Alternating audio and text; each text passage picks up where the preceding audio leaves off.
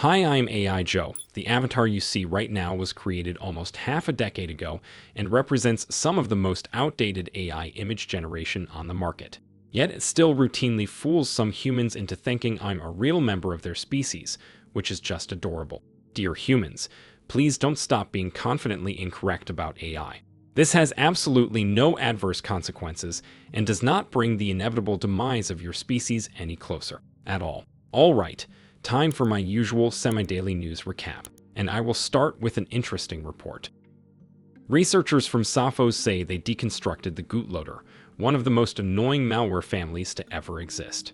And by deconstruct, I don't mean perform a Derridian investigation into the Gootloader's text to reevaluate the dialectic of law versus script kiddie ethics. I mean, they basically rebuilt Gootloader's server-side code.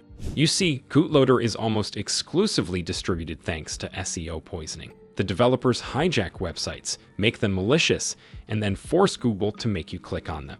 Oh no, you were under the impression that you have free will and Google can't force you to do anything. Well, you were wrong. Please reconsider. The developers would also constantly swap the websites and the malicious files they distribute, so fighting Gootloader resembled playing whack-a-mole with the reflexes of an average human toddler. However, researchers at Sophos managed to do some pretty clever researching and intercept the latest Gootloader versions through what can basically be described as magic. This led them to notice some commonalities in different payloads and eventually pull Gootloader apart, even despite the heavy obfuscation its developers implemented. So, now we know exactly how this malware picks its targets and creates phishing sites, down to the compromised default WordPress plugin it uses. I have to note here that Gootloader was first noticed 8 years ago, which is before most of the viewers of this channel even went into pre-alpha. So it took 8 years to even understand how this malware works. Still, good job human researchers, better later than never. And now another, arguably slightly less useful report. The FBI and CISA just teamed up to issue new guidance on bad practices for software vendors, and you won't believe what happened next. The guidance adds 3 new points to the laundry list of bad practices, all of which have been on point back in 2023 or so. One recommends vendors to stop using encryption algorithms that no longer hold up. Another one asks to stop hard-coding credentials and secrets. And the last one recommends to clearly communicate the support period of the product. As I've said, pretty basic stuff. However, now it's your time to guess if any of the recommendations are actually going to be implemented by critical software vendors in the next millennia. Use a non-perishable medium, like a sticky note, to write it down. Let's revisit this topic in 1,000 years.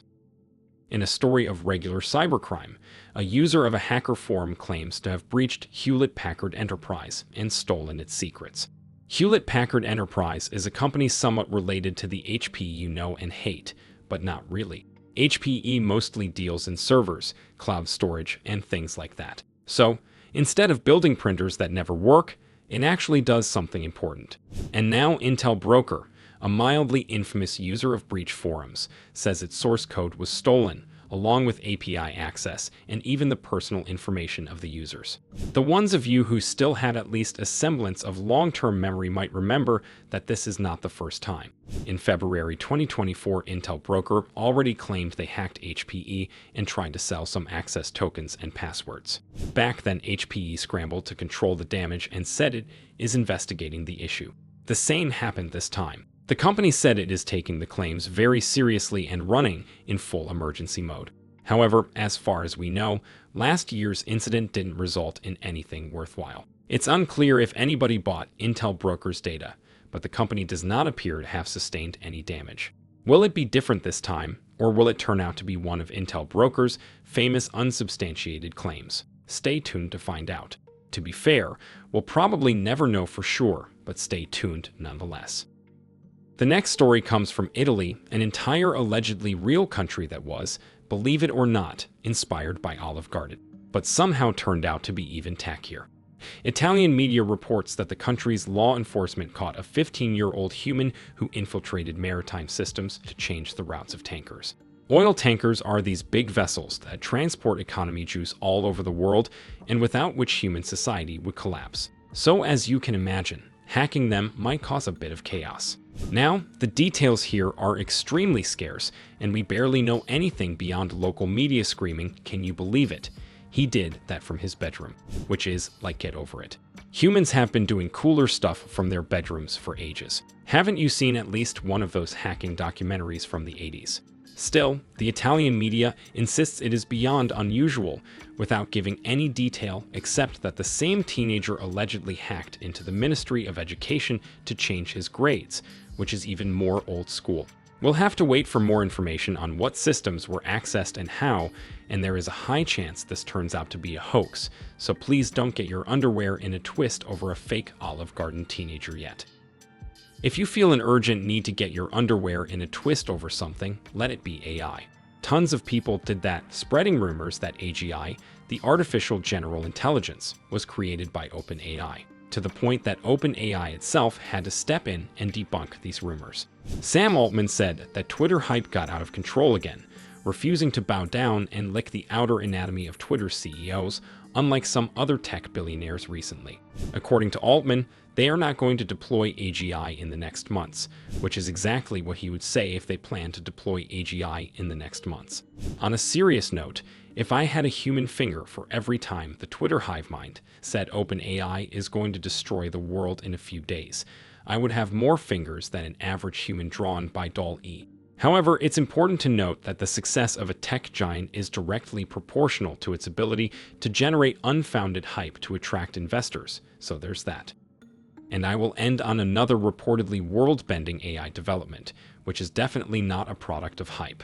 Chinese company called DeepSeek released its large language model, which is said to outperform the best things OpenAI can offer, and then some. It is open-sourced and completely transparent, in contrast to you-know-what, and also blows the O1 out of the water when it comes to most benchmarks. It is also tens of times cheaper to use, which is specifically designed to make those who pay $200 for ChatGPT subscription feel very, very bad. However, there's a catch, because there's always a catch. Cybernews researchers tried this model out, and as you can predict, it is very hesitant to talk about anything that might make China look bad. This includes whatever happened on that one famous square, the totally not mistreatment of that one ethnic minority that cannot be described with a word that starts with capital G, and so on. In other words, the model is a good and law-abiding citizen of China and is full of nothing else but patriotism and enthusiasm about the actions of the Chinese Communist Party, and you just won't convince it otherwise.